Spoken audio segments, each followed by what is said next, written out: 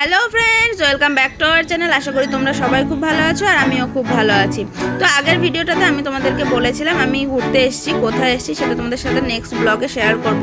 তো আজকে আমি এসেছি পুরীতে, আর এটা হচ্ছে আমাদের রুম। এটা হচ্ছে আমাদের রুম। আর পুরীতে আসার পরের দিন আমরা জগন্নাথ দেব দর্শনে চলে গেছিলাম। সেখানে দর্শন করতে গিয়ে তোমাদের দাদা একটু অসুস্থ হয়ে পড়ায় আমি তোমাদের সাথে কোনো ভিডিও শেয়ার করতে পারিনি, কারণ প্রচুর গরম ছিল।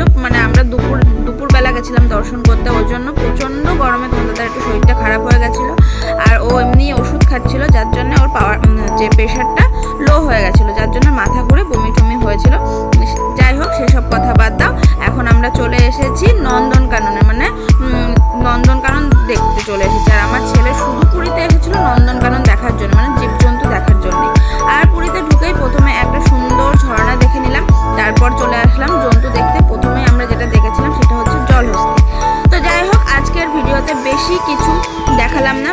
যদি আরও অনেক যা জন্তু জানোয়ার আমি দেখেছি সেগুলো যদি তোমাদের সাথে শেয়ার করতে যাই তো ভিডিওটা অনেক বড় হয়ে যাবে।